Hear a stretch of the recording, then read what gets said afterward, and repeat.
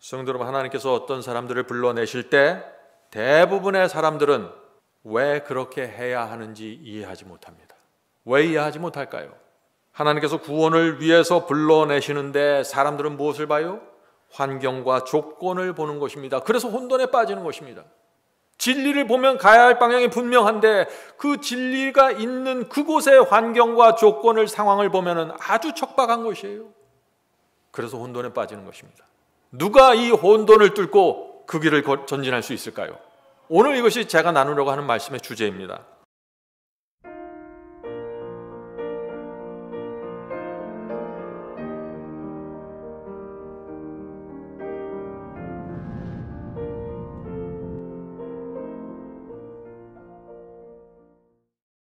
오늘 저희가 나눌 말씀은 저에게 있어서는 상당히 중요한 말씀입니다. 누가 아브라함의 자손인가? 떠나야만 약속을 받는다 하는 말씀입니다. 성경은 아브라함의 자손이 아니면 구원받을 수 없다고 선언합니다. 그것이 성경입니다. 구원은 오직 아브라함의 자손만 받는다는 것이 성경의 진리입니다. 자, 그런데 문제는 누가 아브라함의 자손인가? 어떤 사람이 아브라함의 자손인가 하는 것입니다. 구약 시대부터 지금까지 이 문제는 항상 구원을 다루는 데 있어서 중요한 쟁점이 되어 왔습니다.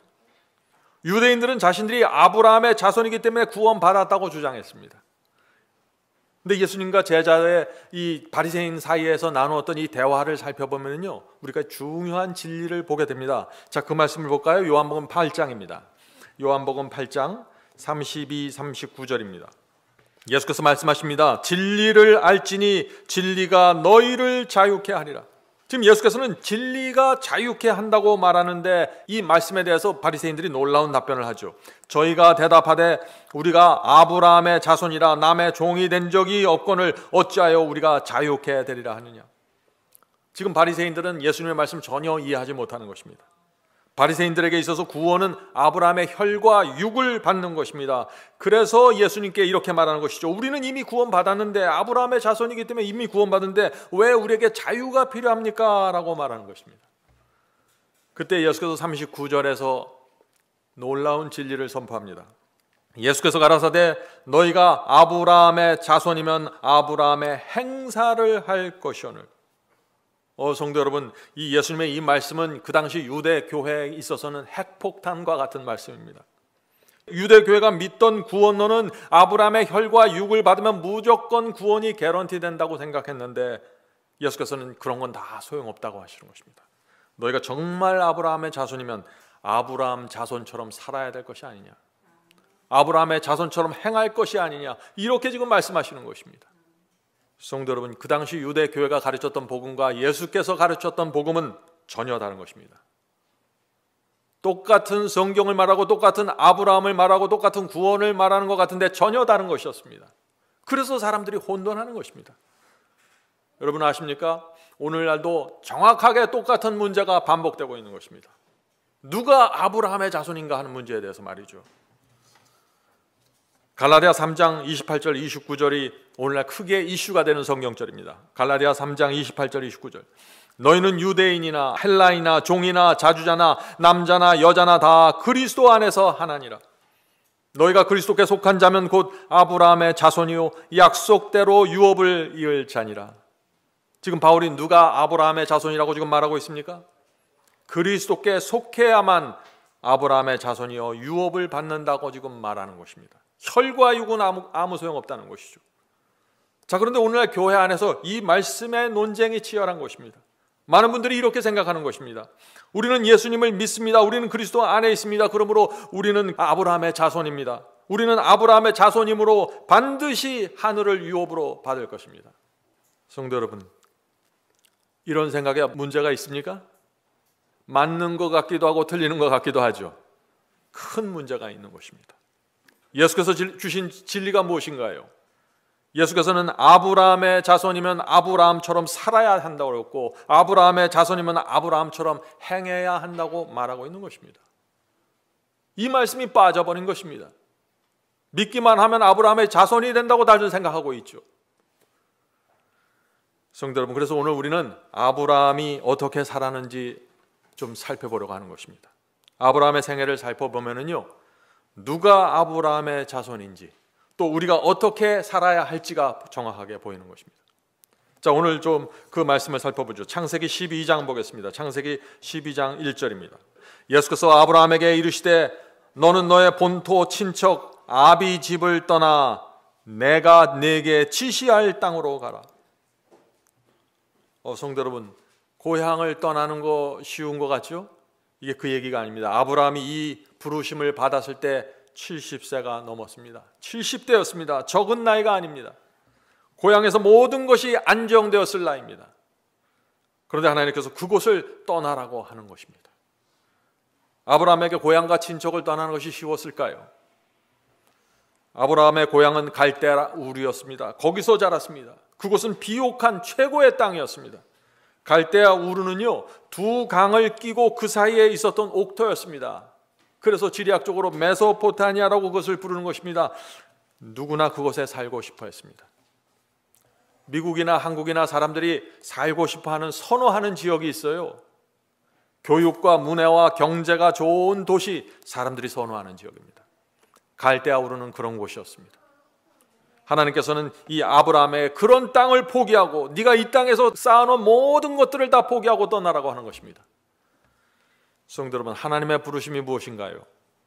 아브라함이 누리고 왔던 과거들, 지금 누리고 있는 현재, 그리고 미래의 꿈, 이 갈대아 우르 이 풍요로운 땅에서 갖고 갈 아브라함의 꿈을 다 포기하고 내려놓고 떠나라고 하는 것입니다.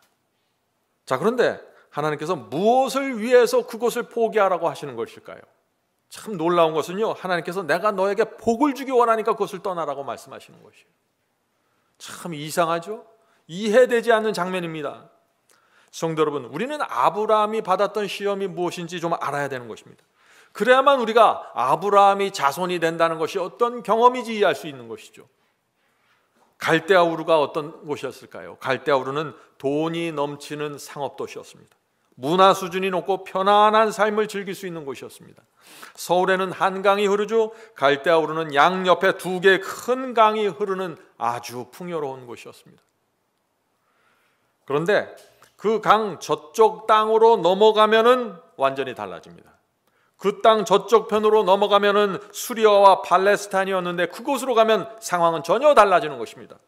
그곳은 가난했고 살기 힘들었고 척박했습니다. 황량했습니다. 쓸모없는 산들만 있었습니다. 그곳은 누가 보아도 복을 받을 수 없는 땅입니다. 갈대아 우르 사람들은요, 그곳에 누구도 살려고 하질 않았어요.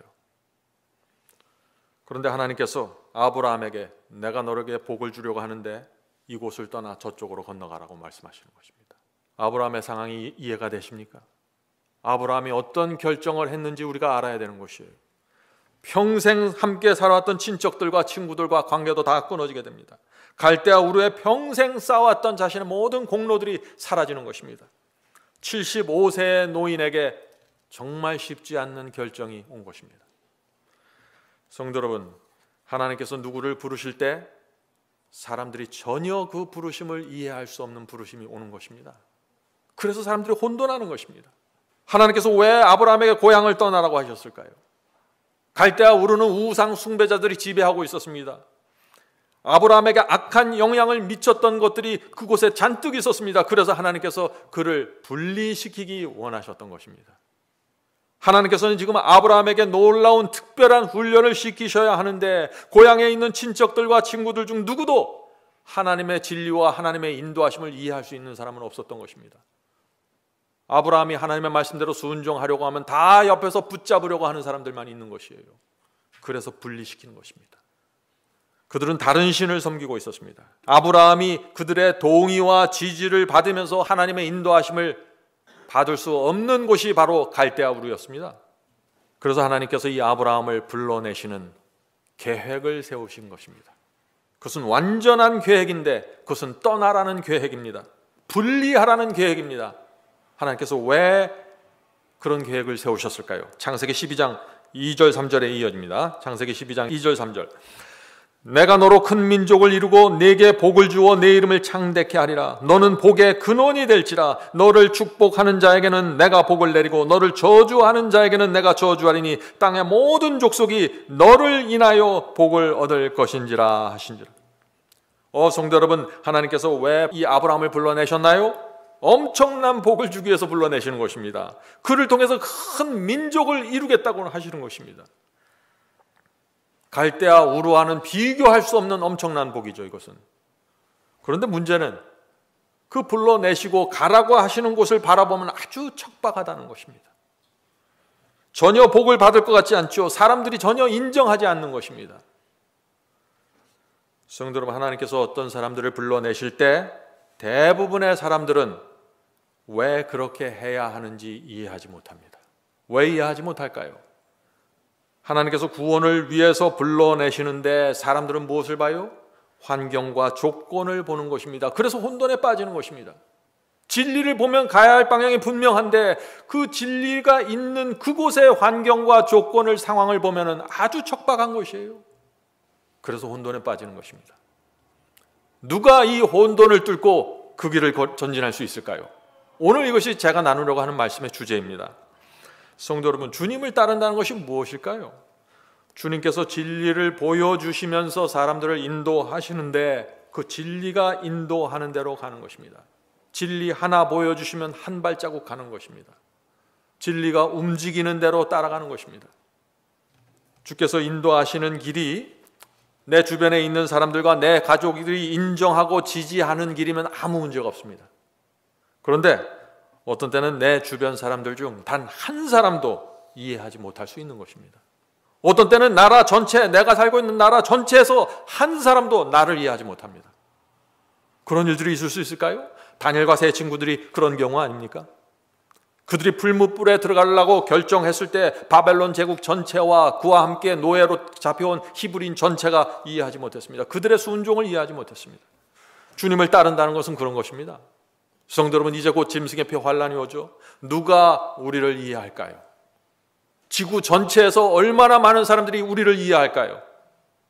주님을 따른다는 것은 그런 것입니다.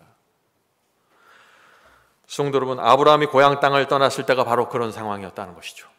아무도 이해해 주지 않았을 때 그는 모든 것을 내려놓고 떠나기로 결정하는 것입니다. 성도 여러분, 누가 아브라함의 자손입니까? 여러분들 아시겠죠? 아브라함이 내린 결정, 아브라함이 선택했던 그 길을 가는 사람들, 그들이 아브라함의 자손입니다. 아주 분명합니다. 이것은 우리가 성경 말씀을 읽으면 어떤 때는 참 두렵습니다. 정말 내가 이 말씀대로 순종하면서 이 좁은 길을 끝까지 갈 수 있을까? 두려움이 밀려옵니다. 그런데 그 두려움을 넘어서서 순종하면 어떻게 돼요? 하나님의 완전한 계획 속으로 들어가 버리는 것입니다. 하나님의 자녀가 되는 것입니다. 약속의 자녀 말이죠. 성도 여러분, 우리가 그리스도인이 되기 위해서 참된 아브라함의 자손이 되기 위해서 중간에 큰 흐르는 강이 있는데 그것은 두려움의 강입니다. 그것을 건너야 되는 것입니다. 자, 순종에 대한 하나님의 약속 다시 한번 읽어보죠. 그것이 무엇입니까? 창세기 12장 2절 3절이죠. 너는 복의 근원이 될지라. 너를 축복하는 자에게는 내가 복을 내리고 너를 저주하는 자에게는 내가 저주하리라. 얼마나 기가 막힌 말씀입니까?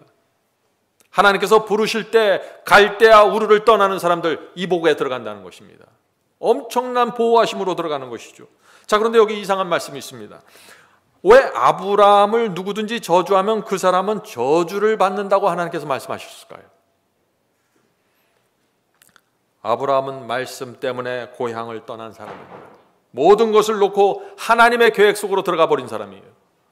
그러므로 누구든지 아브라함의 길을 막으면 그건 아브라함을 막는 것이 아니에요. 누구를 막는 것입니까? 하나님을 막는 것이에요. 그래서 하나님께서 심판하시겠다는 것입니다.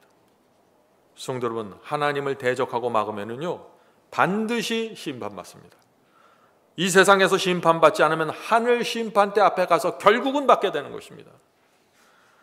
그러므로 우리가 중요한 것은 뭐예요?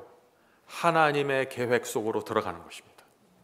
그의 완전하신 계획 속으로 들어가 버리면 완전한 보호하심과 완전한 인도하심이 있는 것이에요.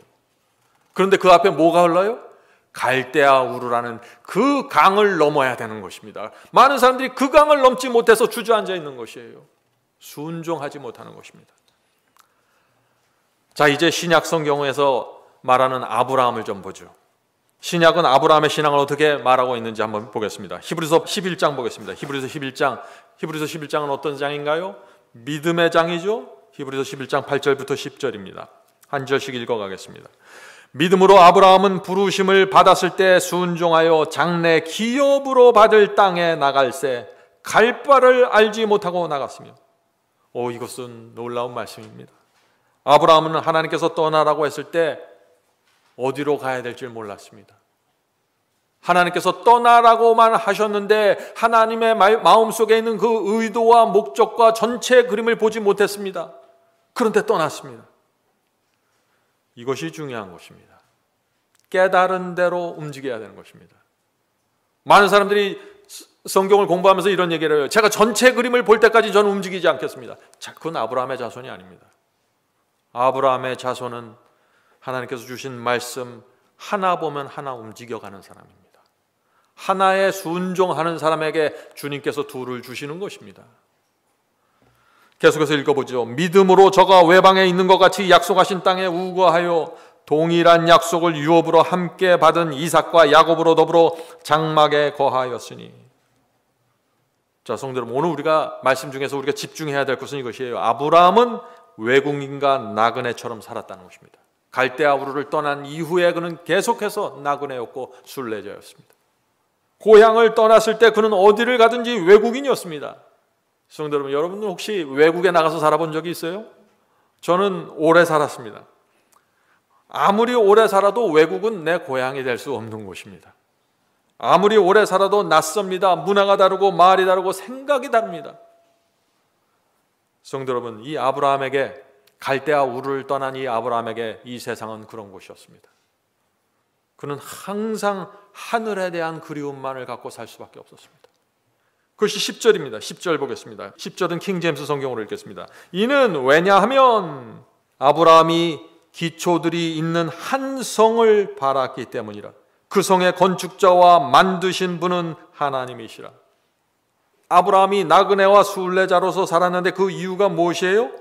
그 진짜 이유가 하늘에 있는 예루살렘 성, 하나님께서 만드신 그 한 성을 바라보았기 때문이라고요. 하늘에 있는 성을 바라보니까 이 세상에 의미가 없다는 것입니다. 이 세상에 나그네밖에 될 수가 없다는 것이에요. 하늘을 바라보니까 그렇게 되었다는 것입니다. 성도 여러분, 생각해 보세요. 이 아브라함도 여러 땅에 다니면서 정착하려면 얼마든지 정착할 수 있었던 사람이에요. 가축도 많았고 수많은 종들과 재산이 있었습니다. 가는 곳마다 사람들에게 존경을 받았어요. 그런데 아브라함의 마음은 항상 순례자요 나그네였습니다. 그는 그 가나안 사람들과 섞일 수가 없는 사람이었습니다. 왜 그럴까요? 그는 하나님께서 약속하신 성을 바라보면서 살았기 때문입니다. 아브라함은 평생 동안 하늘 예루살렘을 보면서 살았는 것입니다. 성도 여러분, 이 갈대아 우르를 떠나는 아브라함을 생각해 보세요. 낯선 곳입니다. 그 사람들과 어울릴 수 없는 것입니다. 자기가 믿는 신과 그들의 신이 다른 것이에요. 더군다나 자기는 이 세상에 관심이 없습니다. 하늘만 바라보고 사는 사람이기 때문에 말이죠. 아브라함은 그런 사람이었습니다.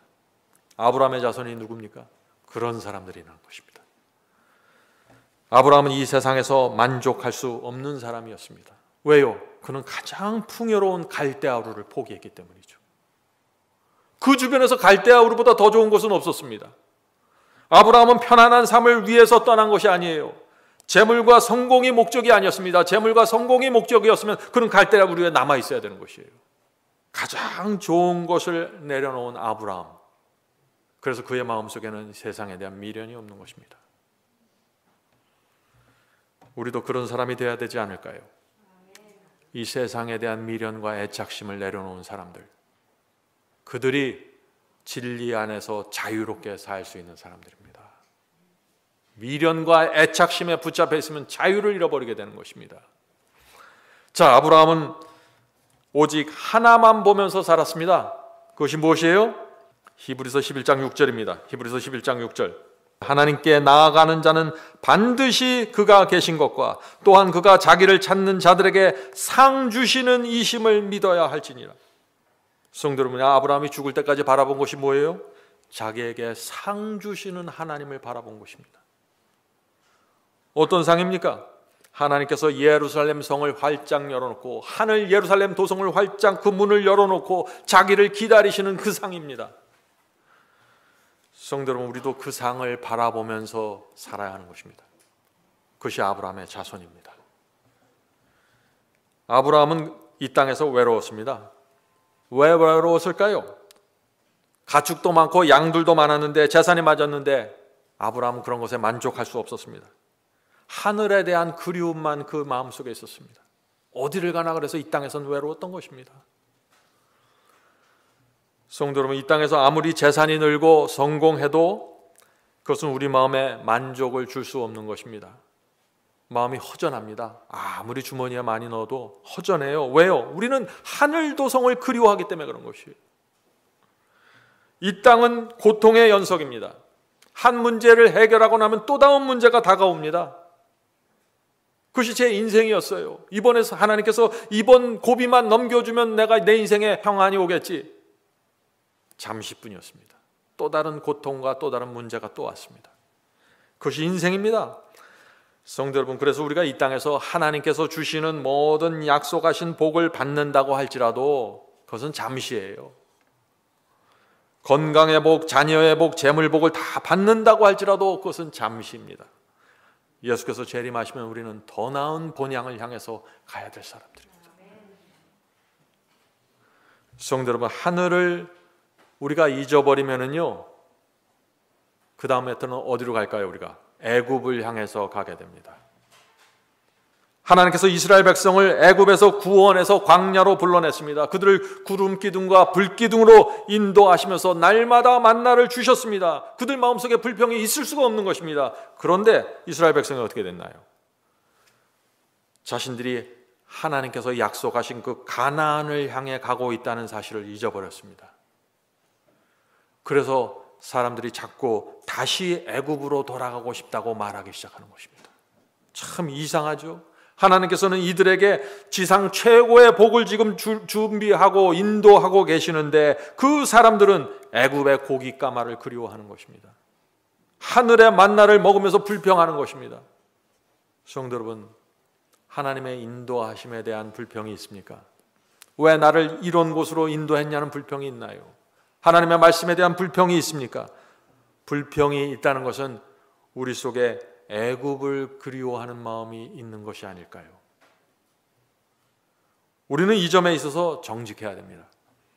좁은 길에 대해서 불평한다는 것은요, 내 마음 어디선가 다시 애굽의 길로 돌아가고 싶다는 그런 소원이 있는지 모르는 것입니다. 성도 여러분, 우리가 정말 주님을 따르는 사람들이라면은 하나님의 말씀을 우리 인생의 최고의 권위로 놓고 가야 되는 것입니다. 유일한 길잡이로 우리가 받아들여야 되는 것입니다. 그래야만 말씀에 대한 불평이 사라지는 것이죠. 성도 여러분, 오늘 제가 강조하고 싶은 말씀 또 하나 좀 드리겠습니다. 하나님께서 어떤 사람을 인도하실 때, 부르실 때 그 사람 주변에 확실하게 선을 긋고 구별하십니다. 많은 사람들이 이것을 몰라요. 하나님께서 왜 우리를 부르실 때 우리 주변에 선을 그어버리십니다. 우리를 향한 하나님의 계획이 특별하기 때문에 그렇게 하지 않으면 안 되는 것입니다. 하나님께서는 우상으로부터 이스라엘을 분리시켰습니다. 그렇죠? 우상 숭배자들과의 결혼해서 분리시켰어요. 우상 숭배자들과 섞여서 살지 못하게 분리시켰습니다. 이스라엘을 죄와 그 거짓 선지자들부터 분리시키기 위해 수많은 선지자들을 보내서 파송해서 경고했습니다. 하나님의 원칙은 분리입니다. 그런데 그 분리의 원칙이 구약 시대만 있었던 것이 아니라 신약 시대도 여전히 존재한다는 것입니다. 고린도후서 6장 17절 18절 보죠. 고린도후서 6장 17절 18절. 주께서 말씀하시기를 너희는 저희 중에서 나와서 따로 있고 부정한 것을 만지지 말라.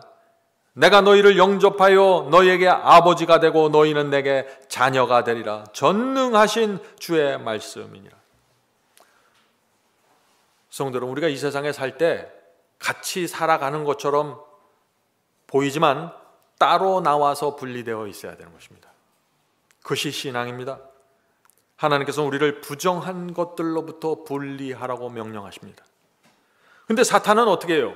우리를 계속해서 부정한 것들과 접촉하면서 살라고 말하고 있는 것입니다. 우리가 세상과 끊임없이 접촉해서 세상처럼 생각하고 세상처럼 말하게 만드는 것이 사탄의 목적입니다. 거짓 복음과 계속해서 접촉하게 합니다. 그래서 우리가 타협하고 살면서도 나는 주님의 구원에 속해 있다, 나는 아브라함의 자손이다 라고 생각하게 만드는 것이죠. 사탄이 그렇게 하는 이유가 무엇일까요? 우리의 감정과 생각을 아주 이기적으로 만드는 것입니다. 주님을 믿는데 그 생각과 행동은 이기적이에요. 그리스도를 닮지 않게 만드는 것입니다. 그래서 오늘 많은 사람들이 주님을 사랑한다고 말하죠. 믿는다고 말하고 예배를 드립니다. 그런데 말하고 행동하는 거 가만히 보면 너무나 이기적입니다. 모든 것이 자기중심적이에요. 그리스도를 너무나 닮지 않았습니다. 그래서 하나님께서 떠나라고 하시는 것입니다. 우리에게 떠나라고 하시는 이유는 우리를 훈련시키기 원하시는 것입니다. 우리를 외로운 곳에 갖다 놓고 우리를 모르는 사람들 속에 나를 집어넣어 놓고 하나님께서 나와 1대1로 훈련하기 원하시는 것입니다.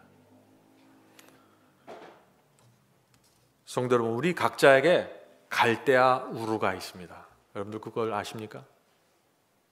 어떤 사람은 이기심의 갈대아 우루가 있고 어떤 사람은 욕심의 갈대아 우루가 있고 절대 포기하지 못하는 갈대아 우루가 다 있는 것입니다. 하나님께서는 바로 그것을 포기하고 내려놓으라고 명령하시는 것입니다. 그래야만 약속의 땅으로 갈 수 있는 것입니다. 그런데 우리는 하나님의 그런 포기하라는 명령을 들을 때마다 힘들어하는 것입니다. 하나님께서 왜 나를 이렇게 괴롭히실까? 나를 젖과 꿀이 흐르는 땅으로 인도하신다 그래놓고 왜 나에게 이런 척박한 것을 요구하시는가? 자꾸 이렇게 오해하는 것입니다. 성도 여러분, 하나님의 원칙은 분리입니다. 그거 흔들지 마세요. 그거는 움직이지 않습니다. 하나님께서 어떤 때는 내 모든 추억이 담겨져 있는 교회에서 떠나라고 하십니다. 하나님께서 어떤 때는 내 주변에 있는 사람들과 다 관계를 끊고 떠나라고 하십니다. 저는 그런 명령을 여러 번 받았어요. 하나님의 분리 명령입니다. 그것이 그런데 나중에 알고 보니까 사랑이고 은혜였어요. 하나님께서 우리를 분리시키는 은혜가 없었다면 우리가 구원받을 수 있을까요? 저도 제 인생을 살아오면서 몇 번 떠났습니다. 30년 전에 제가 주님을 처음 영접했을 때 성령께서 제 마음속에 깊은 부담을 주셨어요. 떠나라고 말이죠. 네가 말씀대로 살려면 내가 붙잡고 있는 것을 내려놓고 이것을 떠나야 한다. 최고의 기회가 있고 최고의 문화와 교육이 있는 이곳에서 너는 떠나야 한다. 그래야만 네가 깨달은 그 진리대로 네가 살 수 있을 거야. 그렇게 말씀하시는 거예요, 저한테. 그것은 두려운 부르심이었습니다. 지금 뒤돌아보면 그것은 참 하나님의 사랑이었고 인도하심이었죠. 그러나 그때는 두려웠던 것입니다. 그런데 만일 제가 그 부르심을 거절했으면 어떻게 되었을까요? 저는 여기까지 오지 못했을 것입니다. 그때 정말 저는 두렵고 고통스럽고 밤에 잠이 안 왔습니다. 새로운 곳으로 내가 가야 한다고요? 이제 겨우 여기 정착하기 시작했는데. 그런데 성령께서는 저에게 날마다 오셔서 빨리 떠나라고 하시는 것입니다. 그래서 제가 떠나기로 결정했습니다. 5일 동안 운전을 해서 조용한 시골로 이사 갔습니다. 그런데 저는 거기서 제가 평생 살 줄 알았어요. 이렇게 아름다운 곳이었군요. 하나님 감사합니다. 제가 여기서 평생 살겠습니다. 말뚝을 깊이 박고 살려고 했어요. 가까운 곳에 교회까지 찾았습니다. 그런데 하나님께서 또 얼마 후에 또 다시 저를 부르시는 것이에요. 말씀이 있는 곳으로 찾아가라. 경치만 좋으면 뭐하니? 이렇게 하시는 거예요. 같은 신앙, 같은 마음으로 신앙을 하는 교회를 찾아가라. 저는 두려웠습니다. 언제까지 이런 식으로 내가 하나님을 쫓아갈 수 있을까? 이제 겨우 친구가 생겼고 익숙해졌는데 교인들도 나를 좋아하는데 다시 짐을 싸고 떠나야 했습니다. 이번에는 5일이 아니라 5시간을 운전하는 거리였습니다. 그 당시 저희 부부가 갓 태어난 아기를 안고서 말씀이 세워져 있는 교회를 찾아갔습니다. 그때 저는 또 이렇게 생각했습니다. 주님, 이제 여기서 예수께서 재림하실 때까지 저는 살겠습니다. 다시는 저를 건드리지 마세요. 전 여기가 최고입니다. 다시 말뚝을 깊이 박고 오래 살 수 있는 집을 찾아서 살았습니다. 그곳에서 은퇴할 계획을 다 세워놓았습니다. 근데 또 내 마음대로 되질 않아요, 이것이. 하나님께서 다시 저를 부르셨습니다. 이번엔 어디로 부르셨을까요? 그래서 나온 게 제가 서울에 나온 것입니다. 성도 여러분, 제가 뒤를 돌아보면 이런 생각이 나요. 만일 그때 내가 붙잡고 있고 내가 계획했던 것을 그대로 고집했으면 어떻게 되었을까? 그때 내 생각과 내 계획을 그대로 고집했으면 어떻게 되었을까 지금? 저는 여기까지 올 수 없었던 것입니다. 여러분도 마찬가지입니다. 여러분들도 갈대아 우르를 떠났기 때문에 지금 이 자리에 올 수 있었던 것입니다. 그것은 하나님의 사랑이고 은혜이고 인도였던 것입니다. 저도 그렇고 여러분들 그렇고 고집했으면 지금도 캄캄한 어둠 속에서 남아있을 것입니다.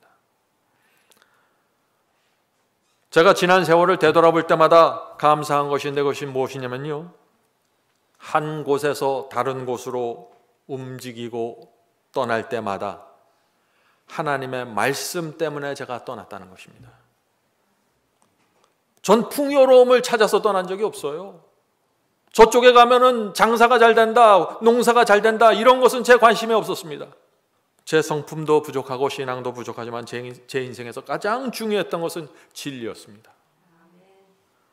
항상 말씀이 그리워서 옮겼고 말씀에 가까이 있고 싶어서 정든 곳을 떠나게 되었습니다. 하나님께서 그런 저를 불쌍히 보시고 인도해 주신 것입니다. 말씀을 보셔야 돼요. 말씀이 어디로 움직이고 있는지, 빛이 어디서 점점 밝아지고 있는지 보셔야 되는 것입니다. 여러분들이 직장 찾아다니고 돈 찾아다닐 때 길을 잃어버리는 것입니다. 자, 하나님께서 종종 우리에게 그래서 떠나라고 하시는 것입니다. 왜 떠나라고 하실까요? 3가지 이유가 있습니다. 첫 번째 이유는 새로운 빛으로 인도하기 위해서 떠나라고 하시는 것입니다. 둘째는 지금 있는 곳에서 하나님께서 주고자 하는 그 경험이 이루어질 수 없기 때문에 떠나라고 하시는 것입니다.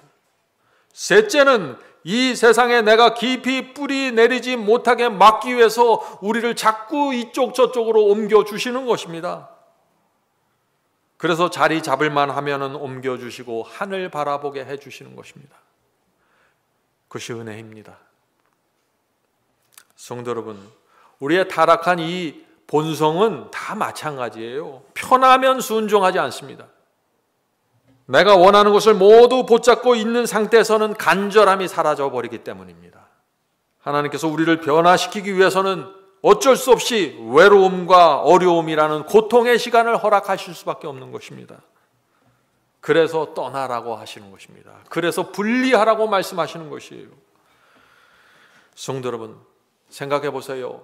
이 죄에, 질긴 죄에 붙잡혀 있는 우리가, 타락한 본성을 가진 우리가 그리스도 안으로 확실하게 들어가는 것이 저절로 이루어질 수 있을까요? 그냥 믿는다고 고백하면 그것이 이루어질까요? 오늘 많은 사람들이 이해하지 못하는 것이 바로 그것입니다. 그것은 버리고 떠나야만 그리스도 안으로 깊이 들어갈 수 있다는 것입니다. 많은 사람들이 이걸 인정하지 않죠. 이것은 현실이고 진실입니다. 물론 구원은 은혜로 이루어지는 것입니다. 우리 노력이 아니죠. 성령께서 우리를 변화시켜 주어야만 가능한 것입니다. 그런데 이 변화의 과정에는 반드시 포함되는 것이 있는데 그것이 뭐냐면 버리는 경험입니다. 떠나는 경험이에요. 포기하는 경험입니다. 내려놓는 경험입니다. 이것을 치워놓고 어떤 경험을 얻으려고요? 안 될 것입니다. 성도 여러분, 이런 경험을 통해서 우리는 아브라함의 자손이 되는 경험을 갖게 되는 것입니다. 아브라함도 그렇게 살아갔습니다. 성도 여러분, 이 세상과 분리해야만 하나님과 연합할 수 있을 것입니다.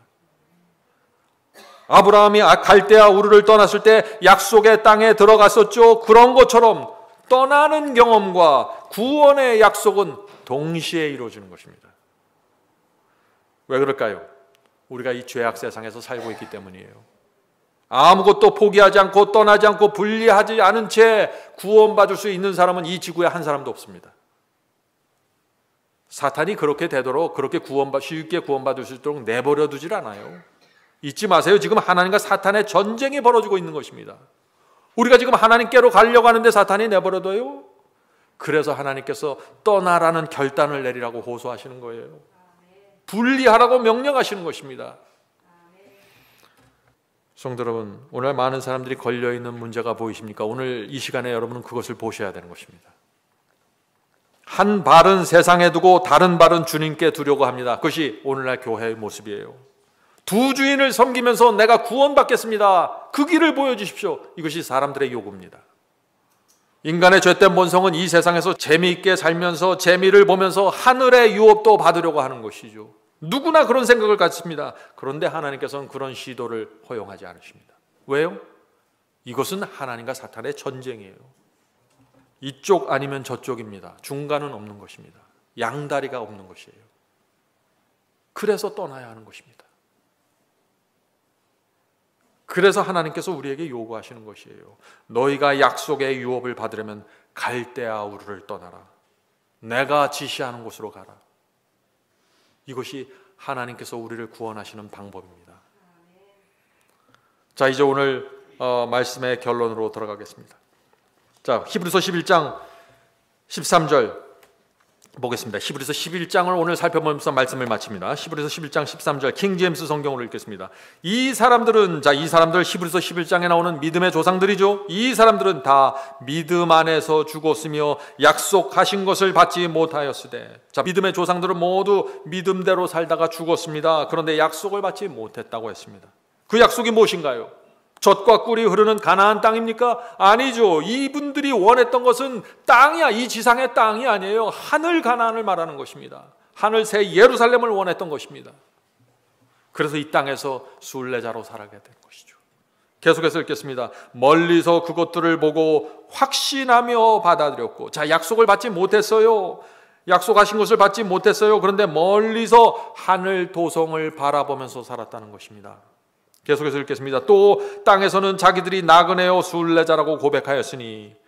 믿음의 조상도 어떻게 살았어요? 순례자요 나그네로 살았던 것입니다.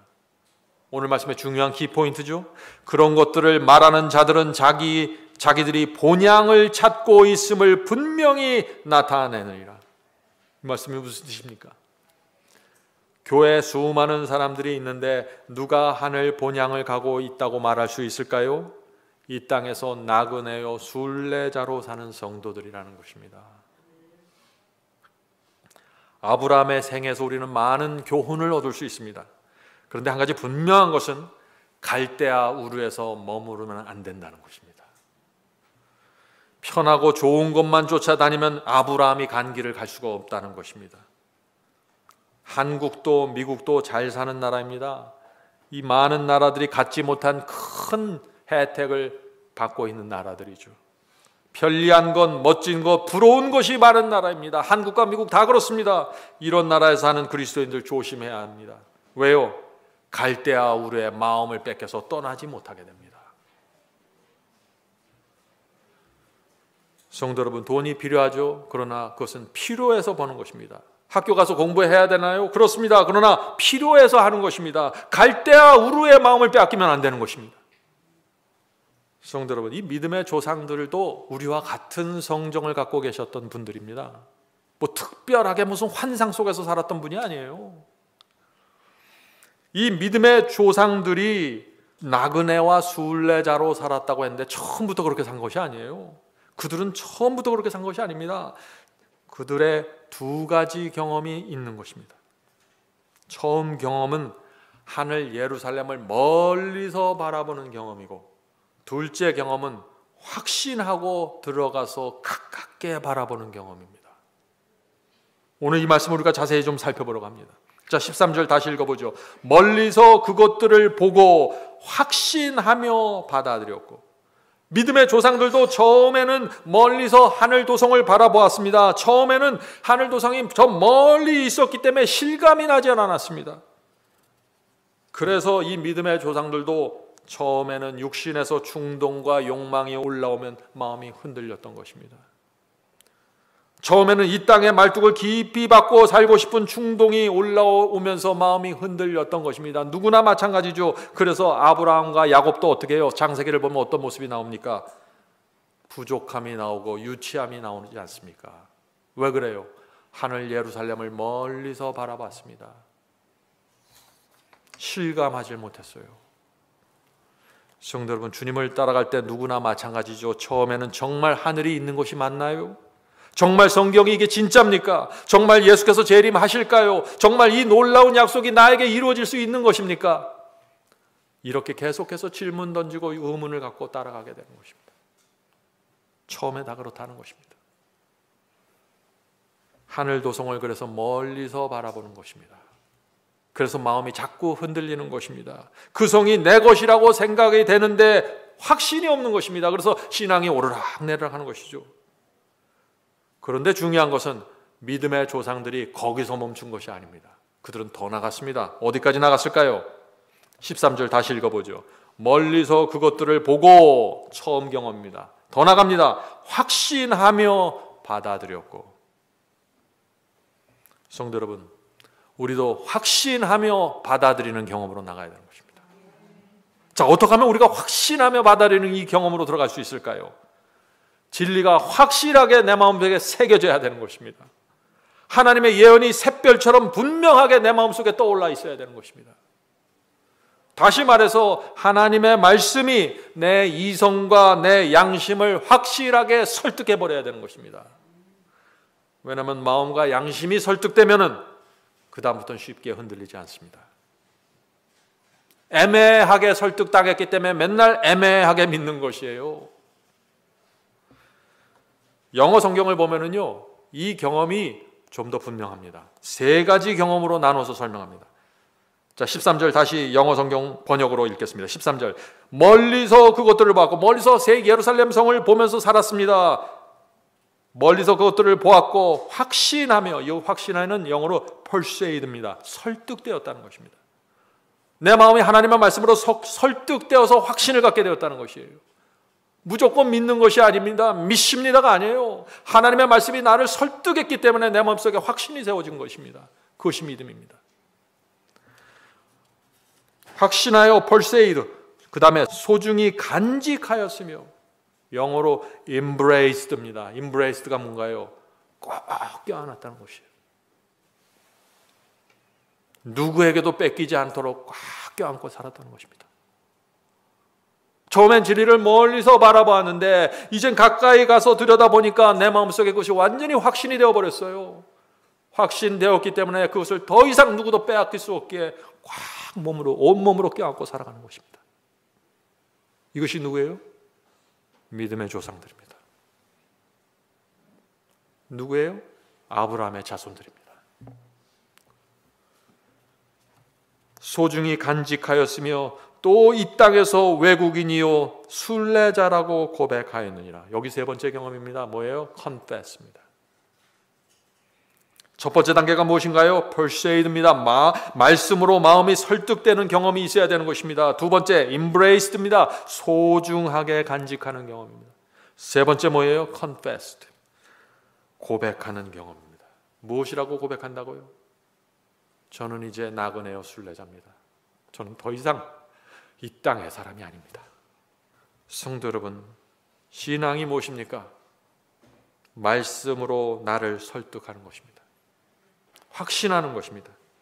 확신한 진리를 내가 소중히 붙잡는 것입니다. 그때부터 나그네요 순례자요, 나는 나그네요 고백하면서 살아가게 되는 것입니다. 오늘 많은 사람들이 나는 아브라함의 자손이라고 합니다. 나는 나그네라고 고백합니다. 그리고 구원받았다고 말합니다. 잘못되었습니다. 고백은 마지막 세 번째 단계입니다. 예수를 영접하면 고백부터 하려고 그래요. 누가 그래요? 마음속에 없는 걸 어떻게 고백합니까? 성도 여러분, 이 세 가지 경험을 순서대로 경험해야 되는 것입니다. 먼저 말씀이 우리 마음을 확실하게 설득해야 됩니다. 깨달은 말씀을 소중하게 꼭 껴안고 간직해야 되는 것입니다. 오늘 대부분의 사람들의 문제가 보이시죠? 문제가 무엇입니까? 말씀이 마음을 설득해서 확신하는 경험까지 가지 못해요. 말씀을 공부하지 않습니다. 체계적으로 이해하지 못해요. 퍼즐이 맞춰지질 않았습니다. 애매하게 믿는 것입니다. 뜬구름 잡는 것처럼 보입니다. 그래서 성도 여러분, 성경을 진지하게 공부하셔야 돼요. 온 마음을 다해 확신하는 경험, 그것이 그냥 생기는 것이 아닙니다. 성경을 간절한 마음으로 공부해야만 그것이 생기는 것이에요. 그런 사람들은 두 번째 단계로 넘어가는데, 이 두 번째 단계에서도 많은 사람들이 또 넘어집니다. 많은 사람들이 진리를 이해하고 깨닫습니다. 근데 그것을 이 두 번째 경험 소중하게 간직하지 못하는 것입니다. 소중하게 간직한다는 것이 무엇인가요? 모든 것을 다 바쳐서 내가 이 진리에 순종한다는 것이에요. 소중하게 여기면 그렇게 되는 것입니다. 그런데 많은 분들이 나도 이 말씀의 의미를 안다. 나도 그거 공부해봤어. 나도 그거 해석 알아. 여기서 다 멈춰버리는 것이에요. 거기서 멈추면 소용이 없습니다. 거기서 멈추면 부작용이 생겨요. 어떤 부작용이 생길까요? 건방져져요. 하나님의 말씀 앞에서 건방져져요. 진지하지 않습니다. 다 안다고 착각에 빠지기 때문에 그런 것이죠. 모든 것을 주어도 바꾸지 않을 만큼 진리가 소중해지셔야 됩니다. 이 경험이 없으면 육체에서 충동과 욕심이 올라올 때마다 계속해서 마음이 흔들리게 될 것입니다. 계속해서 요요 현상이 일어날 것이에요. 그렇게 흔들리다가 진리에서 떨어져 나가버리는 것입니다. 성도 여러분, 저는 지난 30년 동안 제가 이것을 많이 보았어요. 그래서 이 설교를 하는 거예요. 제가 정말 많은 사람들이 진리를 보고 기뻐했습니다. 감사하다고 간증했어요. 그런데 이 진리를 이 세상 무엇보다도 소중하게 마음에 품질 않는 것이에요. 너무나 쉽게 잊어버립니다. 너무나 쉽게 생각합니다. 이 진리를 함부로 다룹니다. 마치 내가 순종하지 않아도 되는 것처럼 생각합니다. 그렇게 교만하다가 시험이 올 때 흔들려서 떨어져 나가버리는 것입니다. 성도 여러분, 잊지 마세요. 제가 30년 동안 생활하면서 이 케이스를 너무나 많이 봤던 것입니다. 그래서 우리 교우님들에게 제가 간절하게 호소하는 것입니다. 소중하게 품으세요. 예수께서 이 요한복음 8장에서 말씀하신 그 말씀을 우리는 잊지 말아야 됩니다. 무슨 말씀이에요? 너희가 아브라함의 자손이면 아브라함의 행사를 할 것이라. 우리는 아브라함이 갔던 길을 가야 합니다. 다른 길 찾지 마세요. 하늘 도성을 바라보면서 나그네와 외국인으로 사는 길을 갈아야 되는 것입니다. 여러분은 이 경험을 원하시죠? 저도 간절히 원합니다. 우리가 그래서 오늘부터 하나님의 말씀을 마음에 깊이 새겨야 합니다. 많은 지식이 필요한 것이 아닙니다. 한 말씀을 깨달으시면 그 말씀을 새기시고 순종하십시오. 아무리 흔들어도 흔들리지 않을 정도로 말씀을 꼭 붙잡고 계셔야 돼요. 감추인 보화를 발견한 사람처럼, 가장 값비싼 진주를 발견한 사람처럼 진리를 온몸으로 껴안고 있어야 되는 것입니다. 사탄이 뺏어가지 못하도록 말이죠. 그런 사람은 하나님께서 약속하신 하늘 예루살렘 성에 반드시 들어간다는 것입니다. 그것이 히브리서 11장의 메시지입니다. 성도 여러분, 우리가 정말 진리의 가치를 알고 소중히 품고 있으면은요, 진리가 우리를 자유케 합니다. 진리가 우리를 자유케 한다는 게 뭐예요? 가난해도 부끄럽지 않다는 거예요. 못나도 부끄럽지 않다는 거예요. 그게 진리 안에서 자유롭게 된 사람들이에요. 예? 내가 무슨 집에 사는가, 무슨 차에 끄는가, 내 학력이 뭔가 전혀 상관하지 않는 거예요. 자유롭게 되었기 때문에 그런 것입니다. 내가 이 우주에서 가장 소중한 것을 붙잡고 있는데 다른 것은 하찮게 보이는 것이죠. 그래서 무서울 것이 그래서 없는 것입니다. 돈이 떨어져도, 사업이 힘들어도, 병들어도 두렵지 않는 것입니다. 왜 두렵지 않아요? 우주의 왕 하나님께서 나를 보기 때문입니다. 그분께서 인도하시는 길을 내가 따라가고 있다는 확신이 있는 것입니다.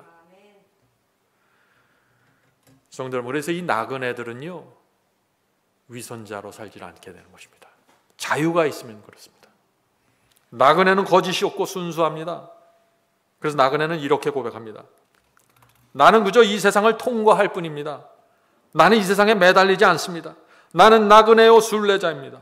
이곳은 내가 살 곳이 아닙니다. 내 관심은 여기에 없습니다. 나는 더 나은 본향을 향해 지금 가고 있는 것입니다. 내 모든 재산과 보화는 저 하늘에 쌓여 있습니다.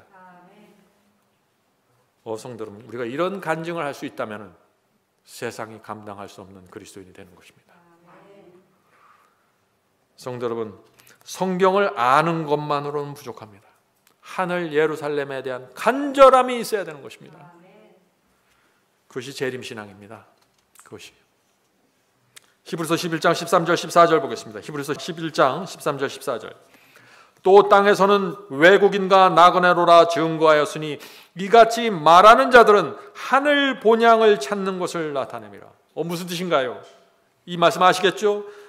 내 자신이 나그네의 삶을 살고 있다고 증거할 수 있는 사람들은 하늘 본향을 향해 가고 있다는 것입니다.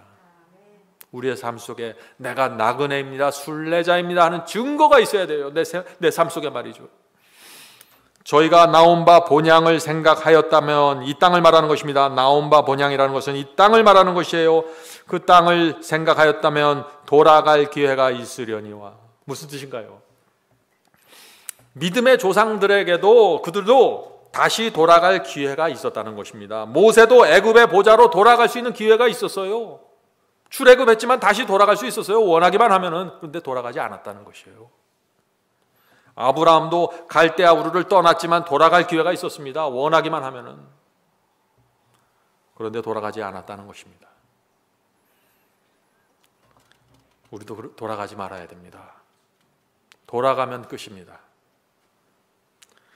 히브리서 11장 16절입니다. 히브리서 11장 16절. 저희가 이제는 더 나은 본향을 사모하니 곧 하늘에 있는 것이라. 그러므로 하나님이 저희 하나님이라 일컬음을 부끄러워 아니하시고. 이 말씀도 놀라운 말씀입니다. 히브리서 11장을 오늘 집에 가서 한번 읽어보세요. 놀라운 말씀이 있는 것입니다. 성도 여러분, 하나님께서 부끄러워하지 않은 성도들이 있다는 것입니다. 그들이 누구예요? 하나님의 말씀으로 마음이 설득되어서 내가 깨달은 이 진리를 꼭 부둥켜 임브레이싱하고 사는 성도들입니다. 그들은 하늘 도성을 바라보면서 이 땅에서 나그네와 순례자로 사는 사람들입니다. 하나님께서 이들을 자랑스럽게 여기신다는 것입니다. 이들을 들어 올려서 온 우주를 향해서 이들이 내 백성입니다. 내가 이들을 여기까지 인도했습니다. 이들은 타락한 본성을 갖고 태어났습니다. 육체를 갖고 태어났습니다. 그러나 내가 진리와 성령의 역사로 이들을 이렇게 인도해냈습니다. 이들은 승리하는 백성입니다. 사탄이 온갖 수단을 통해서, 돈과 재물을 통해서, 갈대아 우르를 통해서 이들을 유혹하고 공격했지만 이들은 흔들리지 않았습니다. 이들은 여전히 나그네와 순례자로 살아가고 있습니다. 내가 이들을 위해서 만들어 놓은 그 하늘 도성을 향해서 가는 사람들입니다. 흔들리지 않는 백성들 말이죠.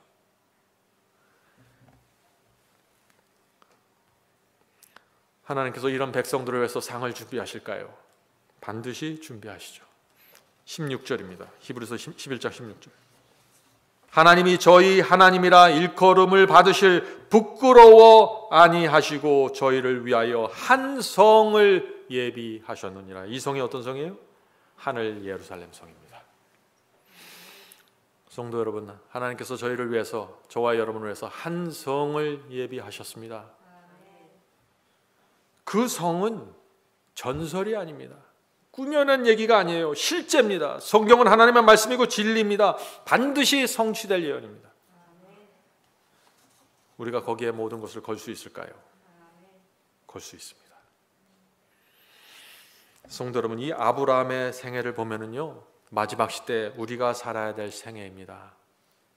아브라함처럼 우리도 갈대아 우르를 떠나야 되는 것입니다. 제가 모든 사람이 아브라함처럼 갈 바를 알지 못하고 지금 집에서 떠나라고 그런 말을 하는 게 아니라는 거 여러분들 아시죠? 우리 모든 사람에게 떠나야 할 갈대아 우르가 있는 것입니다.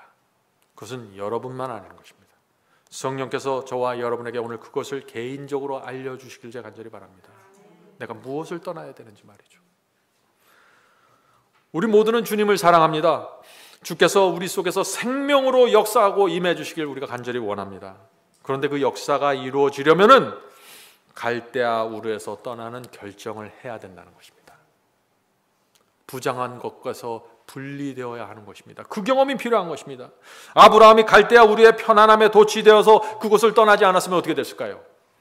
얼마나 바보 같은 일을 한 것입니까? 그가 모세가 애굽의 보좌를 타면서 애굽 왕궁을 떠나지 않았으면 어떻게 될까요?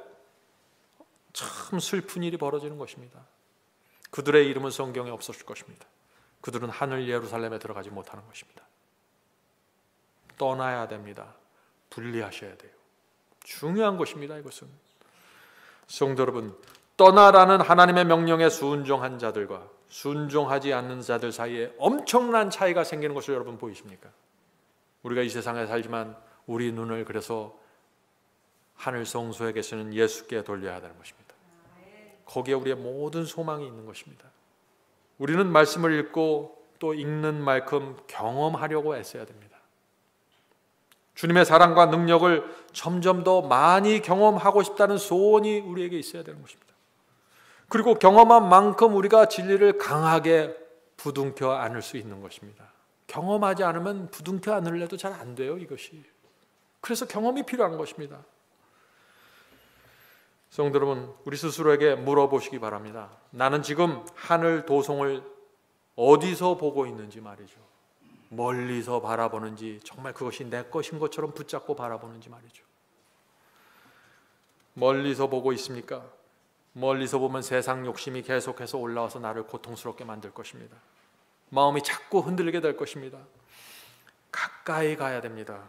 가까이 가서 보면은 하늘 이 도성이 나를 위해서 지어졌다는 확신을 갖게 될 것입니다.